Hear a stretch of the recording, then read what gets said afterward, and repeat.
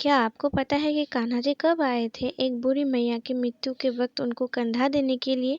जब वो छोटे बच्चे के रूप में आए थे उनको अपना कंधा देने के लिए, जब वो नहीं उठ रही थी वो बूढ़ी मैया। तो अगर आपको भी इस लीला को पूरा जानना है तो इस वीडियो को आपको फुल देखना पड़ेगा विदाउट स्किप करके। हरे कृष्णा, राधे राधे। लड्डू भोजन में आप सभी का स्वागत है। तो आज मैं आप सभी से एक लीला शेयर करनी चाह रही हूँ जो मुझे भी किसी संत से ही मालूम हुआ। तो मैंने सोचा मैं अकेले ही क्यों जान के रखूँ, आप लोगों से भी मैं शेयर करूँ ताकि आप लोग भी देख पाए हमारे कान्हा जी को जो प्रेम करते हैं, कान्हा जी से जो सच्चे से प्रेम करते हैं, जिनसे कान्हा जी के साथ जिसका नाता है वो कान्हा जी भी उनके साथ कितना अच्छा संबंध बना लेते हैं। हम लोग उनसे बनाया हुआ संबंध भूल जाते हैं लेकिन कान्हा जी कभी भी नहीं भूलते और वो अपना संबंध हमेशा बरकरार रखते हैं, इवन हमारे मृत्यु के बाद भी। और कितने दयालु हैं हमारे कान्हा जी।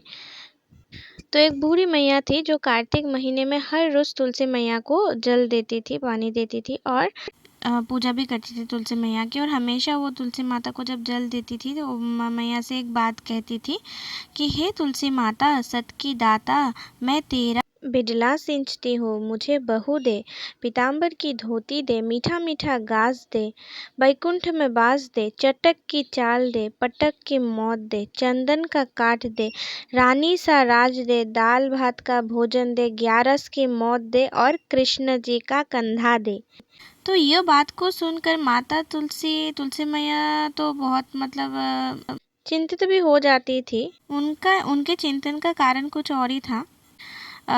तो तुलसी मैया क्या हुआ, दिन ब दिन अभी सूखने लग गई थी। तो यही देखकर कृष्ण जी आते हैं और उनसे पूछते हैं कि क्या हुआ, तो वृंदा देवी आप क्यों सूखने लग गई हो। फिर तुलसी मैया ने उनसे सारे वृत्तांत बोल के सुनाया कि एक बूढ़ी मैया हर रोज़ आती है उनके पास और ये बात कह जाती है, जो बूढ़ी मैया हर रोज़ बोलती है वो सब कान्हा जी को बताया। तो फिर मैया ने बोला, तो वृंदा देवी ने बोला कि वृंदा देवी तो हर बात उनकी, वो बूढ़ी मैया की हर बात तो वो पूरा कर पाएंगी, लेकिन एक बात वो कैसे पूरा कर पाएंगी। तो कान्हा जी ने बोला क्या बात है जो तो आप पूरा नहीं कर पाओगी। फिर वृंदा देवी ने उनसे बोला कि मैं कृष्ण का कंधा कैसे लाऊंगी, क्योंकि वृंदा देवी तो सब कुछ दे सकती है लेकिन कृष्ण जी का कंधा कैसे लाएंगी अभी। तो भगवान बोले, श्री कृष्ण बोले कि जब वो मरेंगी तो मैं अपने आप कंधा दे आऊँगा उस बूढ़ी मैया को, कह देना।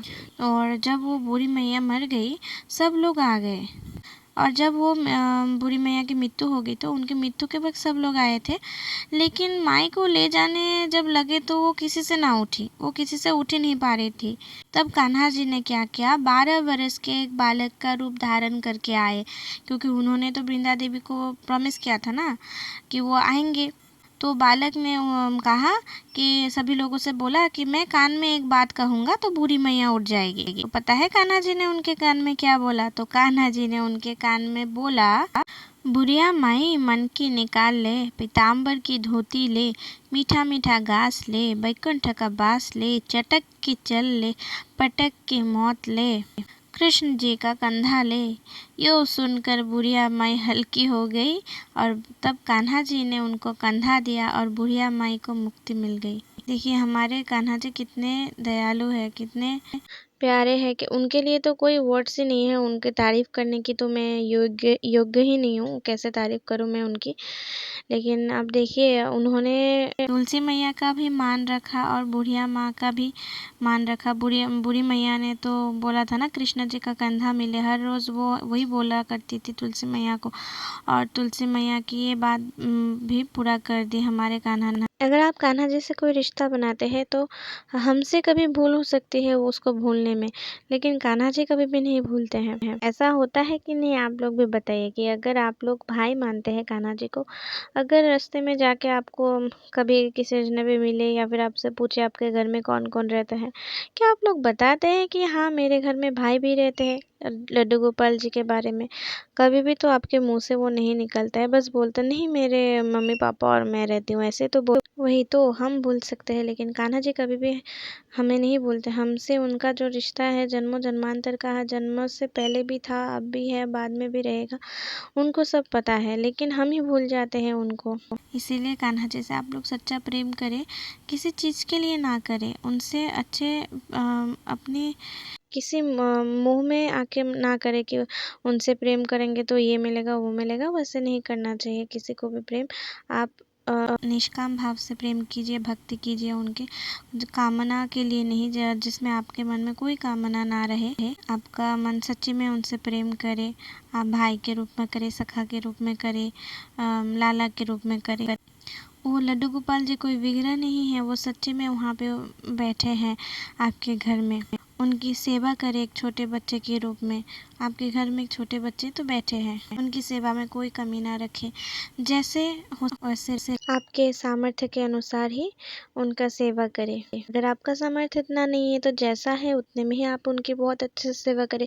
अगर आपका सामर्थ्य है तो उनकी सेवा में कोई कमी ना रखें, राजकुमार की तरह ही उनको रखें, जैसे यशोदा मैया रखती थी अपने लाला को।